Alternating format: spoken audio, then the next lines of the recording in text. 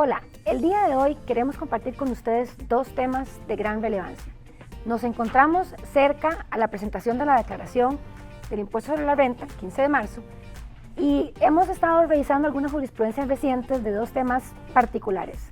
Vamos a revisar el tratamiento de los incobrables, cuáles son los requisitos establecidos en la normativa para efectos de su deducibilidad y sobre todo cuáles son las jurisprudencias o la guía jurisprudencial que se ha venido desarrollando tanto en una fase administrativa, la Administración Tributaria y el Tribunal Fiscal Administrativo, como a una fase del Tribunal Contencioso y de la Sala Primera, que vemos aquí en este montón de hojas que tengo por acá, el análisis de jurisprudencia que vamos a estarles presentando. Por otro lado, en un segundo segmento, vamos a conversar acerca de una jurisprudencia reciente del tratamiento de las regalías. La Administración Tributaria ha sostenido una interpretación de que las regalías en ciertos supuestos no son un gasto deducible. Entonces vamos a tener compañeros del área de precios de transferencia con los cuales vamos a compartir acerca de su tratamiento y sobre todo cuál es nuestra interpretación al respecto. Para conversar acerca del primer tema, hoy me acompañan Osvaldo Espinosa y Diana Caravaca, ambos del equipo de cumplimiento fiscal de KPMG con amplísima experiencia en todos estos temas. Bienvenidos. Gracias, muy amable. Muchas gracias. Gusto estar aquí. Empezando por Osvaldo, ustedes que tenés tiempo, no digamos muchos años para no revelar la edad, revisando tantísimas declaraciones de contribuyentes, ¿cierto o no que el gasto por incobrable siempre brinca? En las fiscalizaciones, en las revisiones de la Administración Tributaria, ¿cuál ha sido tu experiencia y qué es lo que establece la normativa para que el gasto sea deducible? Efectivamente, el gasto por incobrables es uno de los más recurrentes que encontramos en nuestras revisiones del impuesto sobre la renta. Nos encontramos siempre que las compañías o los contribuyentes tienden a pasar ese tipo de gastos como deducible porque está permitido dentro del artículo 8, inciso E. Sin embargo, cuando hacemos el análisis de ese tipo de gasto, nos encontramos que hay elementos que no se cumplen, ¿verdad?, para la deducibilidad. La norma es clara en algunos elementos, el reglamento en el inciso G también ha venido a ser un poquito más clara. Por ejemplo, digamos, tiene que cumplirse elementos como de que los gastos o estos incobrables tienen que pertenecer del giro de negocio, es decir, que sean de operaciones que hayan generado ingresos gravables para la compañía y que por el tiempo, por algunas circunstancias, no se lograron recuperar esas cuentas, ¿verdad? El otro elemento es que lo que solicita la norma es que ese tipo de gastos tienen que ser tramitados o se tienen que realizar las gestiones legales necesarias para su recuperabilidad cuando la administración de la compañía ha determinado que no son cobrables. Este elemento es muy importante porque a través de lo que vamos a ver ahora de la línea de jurisprudencia, queda a criterio de la administración tributaria si las gestiones que haya realizado la compañía o el contribuyente sobre este elemento. Efectivamente, es un tema que cuando ven el estado de resultados incobrables en una fiscalización automático, verán los ojos ahí en esa cuenta. Diana, analizando un poco los requisitos generales de la deducibilidad y lo que ha dicho la jurisprudencia, ¿en qué nos deberíamos enfocar? Para complementar lo que está diciendo Osvaldo, bueno, el reglamento viene sí a confirmar lo que dice la ley, que sí, efectivamente para poder considerar la deducibilidad, la deducción del incobrable debe cumplir con el que sea del requisito del negocio, del giro del negocio, y que además el contribuyente pues tenga las justificaciones para poder hacer, que soportan esa calificación de incobrable. Además, como ya se sabe, queda a juicio de la Administración Tributaria siempre la revisión de esos elementos y ella va a tomar la decisión de considerar deducible o no ese gasto. En una etapa, cuando la Administración rechaza ese gasto por primera vez, sí se tiene otra etapa en la que el contribuyente podría hacer deducible, es incobrable, siempre que hayan cumplido con unos requisitos, que es que se hayan hecho ya gestiones comunes legales y que la administración lo vea que es suficiente y que se hayan hecho las gestiones comunes ante los tribunales, que sea suficiente y que hayan transcurrido también 2 años sin haber hecho el acreedor un abono a la deuda. Entonces, esos serían como otros requisitos que se podrían considerar en esta segunda oportunidad. Aún así, queda sujeto a la administración de que pueda rechazar o no este tema. Ahora, con el tema... Ahí tal vez para interrumpirte, de lo que mencionas y lo que indica Osvaldo, es un tema de documentación, ¿verdad? Es un tema de cómo le demuestro yo a la administración tributaria que fui un buen padre de familia con sus recursos, que ejercí todo lo que pude y más para lograr recuperar ese dinero. Porque claro, recuerden que el efecto fiscal de un incobrable es un gasto más que reduce el impuesto sobre la renta. Entonces, nuestro Ministerio de Hacienda, la Dirección de Tributación, no es un buen socio cuando uno tiene una posición positiva, ¿verdad? Cuando paga mucho impuesto, pero cuando el negocio no te va tan bien, pues tal vez la interpretación es mucho más rigurosa en cuanto a la deducibilidad. Entonces, cuando nos vamos allá a la jurisprudencia que estábamos revisando, por ejemplo, hemos visto que no se necesita o no es un requisito o se ha permitido, es difícil, ¿verdad?, ver el enfoque de establecer la deducibilidad aun y cuando no se hubieran ejecutado gestiones legales. En esos casos, ¿por qué se ha llegado a la sala primera a llegar a esa conclusión que está bien, que se puede considerar deducible?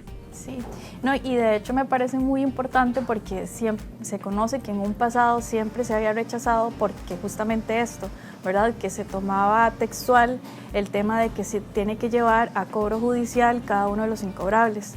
A través de la jurisprudencia, como estás diciendo, sí se ha analizado, más bien se ha hecho un análisis casuístico y más bien entonces sí se han tomado en cuenta otros factores dependiendo de la situación de la deuda y también del deudor para poder decir o poder identificar si es necesaria una gestión legal o no, dependiendo del caso particular.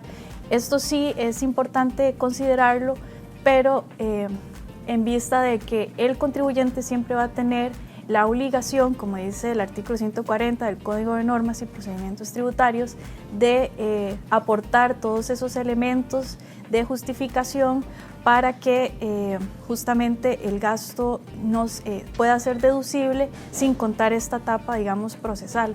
¿Eso qué significa? Que, por ejemplo, debe haber un estudio riguroso por ejemplo, un estudio riguroso de un análisis económico y jurídico, digamos, de la situación que se está evaluando, en donde se vea el costo que implica el tema de realizar un proceso judicial, por ejemplo, y versus la cuantía del monto que se adeuda. También la condición, eso también implica que tiene que haber también un estudio del patrimonio también en este caso del deudor, que también puedan ser elementos a la hora de hacer los análisis de si es recuperable o no a través de una vía ya más expedita. Sí, más, te comento, por ejemplo, esta jurisprudencia. La sala primera, la sentencia 2037 del 2020. Entonces aquí les voy a leer un párrafo. Dice: la administración tributaria cuenta con un margen de discrecionalidad, que era lo que mencionabas antes, para determinar si admite o no los ajustes que por concepto de incobrable reporta el contribuyente. Decisión administrativa que debe ajustarse a las reglas de la lógica, experiencia, justicia y sobre todo razonabilidad de las gestiones. Entonces, ¿qué es lo que ha dicho la sala primera, que es el órgano máximo? Que no necesariamente se tiene que rechazar si no llegue a la vía judicial. Esto no quiere decir, por favor no lo interpreten así, que no tengo que hacerlo. Lo que quiere decir es que tenemos que hacer un análisis caso por caso y sobre todo tener un file de defensa que contenga toda la documentación. ¿Cuáles serían esos tips o consejos de qué deberíamos tener en ese file de defensa, Osvaldo, para efectos de poder sustentar en una fase de fiscalización que efectivamente fui un buen padre de familia y hice todas las gestiones? Claro, en este tipo de gastos, como en cualquier otro, digamos, y como han mencionado ustedes, tan importante es la forma como la sustancia. ¿Qué pasa en estos casos? Vamos a ver. Atendiendo al principio, digamos, de razonabilidad, ¿verdad? y de proporción, cada caso, cada cuenta incobrable es independiente, es un caso independiente que tiene que analizarse. Sin embargo, para estos ejemplos o estas situaciones, lo ideal es tener una política debidamente estructurada, escrita, así como tenemos políticas contables para otro tipo de transacciones. Esto también tiene que tener una política contable. Hay que darle un tratamiento desde el punto de vista contable y de ahí partir a la política fiscal. Entonces, ¿qué debería tener esta política? Digamos, ese es una política macro que nos va a regular el tratamiento en cada caso. Cada caso debería tener un expediente con todo el análisis del por qué el contribuyente determina que esa cuenta va a ser incobrable, ¿verdad? Las gestiones administrativas que ha hecho, las investigaciones, como mencionaba Diana, ¿verdad? Los análisis financieros, ¿verdad? Deberían estar ahí, la documentación, fuentes, es decir, las facturas que dieron origen a esa cuenta para demostrar que es realmente del giro de negocio, que fue operaciones que generaron rentas gravables en algún momento, ¿verdad? ¿Qué más podríamos tener ahí? La valoración, ahora sí, la parte legal, ¿verdad? Eventualmente, el abogado, las gestiones legales que se hayan realizado y una conclusión de si no llevamos esto a la etapa, digamos, legal, ¿por qué no la llevamos? ¿Verdad? Porque muchas veces encontramos que lamentablemente la norma nos pide las etapas legales, pero es más caro el proceso legal que lo que eventualmente podríamos recuperar. Entonces, ahí es donde acudimos al principio de razonabilidad y de proporcionalidad que la misma ley establece, ¿verdad? Entonces... Claro. Y ahí para cerrar este primer tema, la Sala Primera en la jurisprudencia 949 del 2009 rechazó la deducibilidad o le dio la razón a la Administración Tributaria porque la única prueba aportada por el contribuyente fue la típica certificación de un profesional que decía que había hecho todas las gestiones. Esto se usaba mucho hace mucho tiempo, pero es muy básico, digamos, es un análisis muy somero, digamos, que no justifica esas gestiones reales. Entonces, para resumir, no necesariamente en todos los casos tenemos que llegar a culminar a un procedimiento judicial. Sí, en todos los casos tenemos que hacer un análisis casuístico. Sí, en todos los casos tenemos que tener un expediente con los temas que comentaban Osvaldo y Diana, y sepan que es un tema que si es muy material se los van a revisar. Entonces creemos que es importante tal vez este tema. Y ahora vamos a dar unos segundillos para cambiar el segundo tema, que es un tema muy interesante respecto a la deducibilidad de las regalías.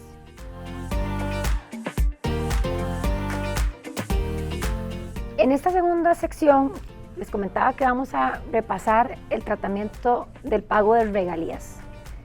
Costa Rica es un país OCDE desde el año 20, ha implementado la normativa del Plan BEPS y hemos visto, digamos que una fiscalización muy, ¿cómo podemos decir?, agresiva, creo yo, en el tema de precios de transferencia, y este caso que les vamos a presentar definitivamente es una muestra de esa agresividad y tal vez falta de conocimiento o búsqueda de la recaudación a costa de lo que fuera, ¿verdad?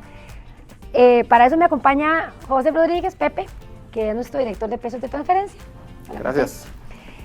Pepe, estábamos el otro día conversando de esta sentencia, bueno, de esta resolución, que no es sentencia, del Tribunal Fiscal Administrativo, que sepan que todavía esto tiene un gran camino de la carrera, digamos, judicial de este fallo, el 117-2024, donde una empresa comercializadora y distribuidora de bastante materialidad paga regalías a su casa matriz por el uso de la marca comercial.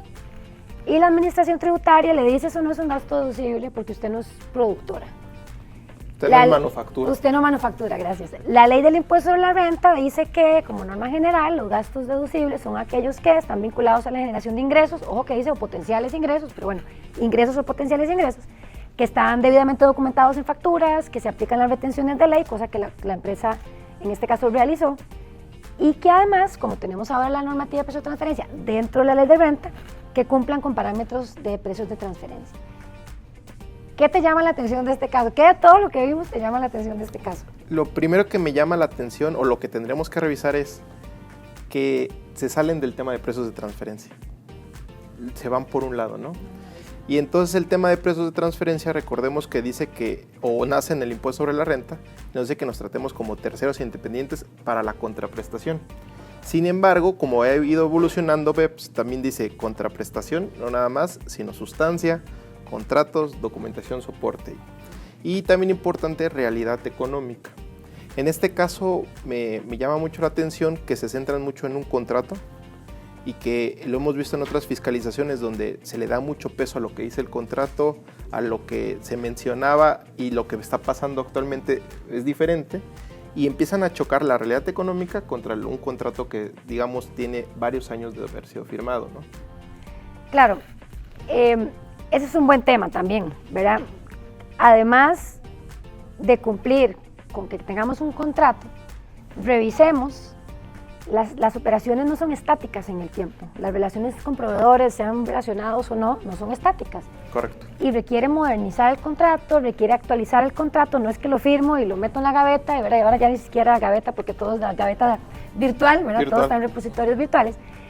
Pero básicamente en este caso, ellos, digamos, se centran en que no es deducible porque no me genera ingresos grabables, lo cual es totalmente incorrecto. Si yo tengo un producto que vendo en un supermercado, es evidente que la marca genera consumo. Exacto.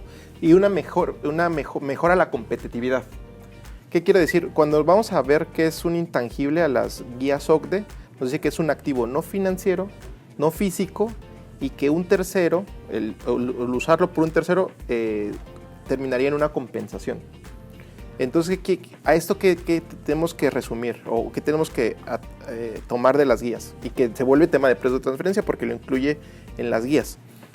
Que si yo utilizo una marca que tenga renombre, que tenga presencia en el mercado, va a tener preferencias sobre otra que no tenga una presencia, ¿no? ¿Qué quiero decir? Si yo vendo productos y son genéricos y no tienen una marca, quizá el consumidor final no los prefiera sobre uno que tenga marca y presencia. Entonces una marca al final del día sí genera una presencia y una ventaja competitiva. Entonces la autoridad aquí se centra en que el contrato habla para que la marca iba a ser utilizada para la manufactura y al final del día nada más es utilizada en una distribución, y por eso empieza a decir que no genera rentas, que no es deducible, y empiezan ahí el tema. Es un tema meramente formal. También acá recordemos que el principio de realidad económica juega para ambos lados. Debería jugar para ambos lados. Y así lo ha dicho la sala primera, ¿verdad? No solamente juega en función de que la administración tributaria te desconoce lo que supuestamente estás diciendo que haces a la realidad lo que estás haciendo y por tanto te ajusta, sino que a la vuelta también. Es decir, si esa empresa o cualquier contribuyente cambia su operación y ya no produce, pero sigue importando, sigue vendiendo, sigue comercializando y se logra acreditar que la empresa a la cual yo le pago la marca invierte en el DEMPE, que es el dueño del DEMPE, que es el dueño que desarrolla la marca, que la potencia, que hace toda la campaña comercial, que establece tal vez el manual de cómo usarla, porque recordemos que estas marcas transnacionales tan importantes tienen un manual de uso. Exacto. Yo no puedo poner la marca en cualquier lado. Nosotros mismos en KPMG tenemos un manual de uso donde nosotros tenemos que proteger la marca porque es el intangible que es nuestra imagen. Sí. De la misma manera, ¿verdad? Un producto que se adquiere en un supermercado, dónde se ubica, en qué parte del supermercado, con qué luz, con qué color, tiene todo esto. Entonces, tal vez así como súper rápido, el DEMPE. El DEMPE, sí, porque ahí estamos hablando de siglas, ¿no? Y digamos, si las traducimos al español es desarrollo, mejora, mantenimiento, protección y explotación. Ojo, hay explotación. Entonces, la explotación es cuando yo agarro una marca y la utilizo para producir rentas, precisamente. Y también el caso habla de que el cálculo está en base nada más a las ventas con terceros. Y eso es correcto porque una marca te produce una ventaja competitiva con terceros. La parte relacionada te va a comprar, te llames Patito o te llames Juanito, claro. te va a comprar. Pero si tú haces una correcta segmentación de las ventas y dices, mi cálculo de la regalía va a ser en base a lo de terceros independientes, pues sí me está generando una ventaja y digamos yo la estoy explotando. Y al explotarla, pues alguien hizo todo el DEMPE atrás, entonces yo le debería de pagar a ese tercero, ¿no? ¿Qué quiero decir? Si supongamos que yo soy un tercero independiente y yo estoy utilizando una marca internacional, esa marca internacional me va a costar. Y es algo que también se habla ahí, digamos, en este caso, donde se dice que no se pagarían porque pertenecen a un mismo grupo económico. Pues es más razón, obvio, precios claro. de transferencia, ¿no? Nos tenemos que tratar como si fuéramos terceros independientes. Entonces, ahí es lo que a mí me llama la atención, que se sale mucho del tema de precios de transferencia y es completamente de precios de transferencia de BEPS y de intangibles. Que además nosotros, Costa Rica, optamos por implementar de manera muy apegada al modelo de convenio, al modelo de precios de la OCDE, precios de transferencia, ¿verdad? No es como Brasil, que en su momento tuvo sus reglas y ahora ya también se está quejando. Nosotros dijimos, sí, vamos con la OCDE, pero entonces no vale que para este tipo de cosas y aplicar un rechazo de un gasto, además realmente muy material, dejemos de lado el artículo 81 que está en nuestra ley. Entonces creemos que tal vez lo que queremos transmitir acá es, revisen los contratos, que los contratos, a pesar de que estén escritos como abogados, yo soy abogada, que reflejen la operación económica. Creo que es importante que lo lean no abogados para estar seguro que todos lo estamos entendiendo y que realmente refleja el comercio que se está llevando a cabo en el país. Actualicemos los contratos, tengamos un file de defensa, tengamos una política de precios de transferencia, tengamos, ¿verdad?, todos nuestros temas documentales para que cuando la administración tributaria nos esté sacando de precios de transferencia podamos realinear la discusión hacia que es un gasto deducible porque cumple con los 3 requisitos de la ley, del artículo 8 y también con la normativa de precios de transferencia, que es un requisito. Y es que aparte ahí en los contratos a veces se dejan muy abiertos, ¿no? Dice, por si algún día llegas a hacer esta actividad, la pongo de una vez. Por si algún día llegas a hacer esta otra actividad, la pongo. Entonces se dejan tan abiertos que pueden llegar a controversias contra la realidad económica y puede llevar a una interpretación errónea cuando se lee. O que de ahí se agarren para decir, no, pues tú no tienes esta actividad y por lo tanto te rechazo el gasto, ¿no? Entonces sí es bien importante que no nada más los contratos los estemos actualizando, sino apegando a la realidad. Y esas, digamos, actualizaciones, adendas, todo vayan en línea, ¿no? Y se tenga un correcto ahí file de cómo fue el procedimiento. Sí. Muchísimas gracias por escucharnos. El próximo episodio será sobre fiscalizaciones en materia aduanera, que también tiene que ver con precio de transferencia, que también tiene que ver con regalías, así que esperemos que nos acompañen.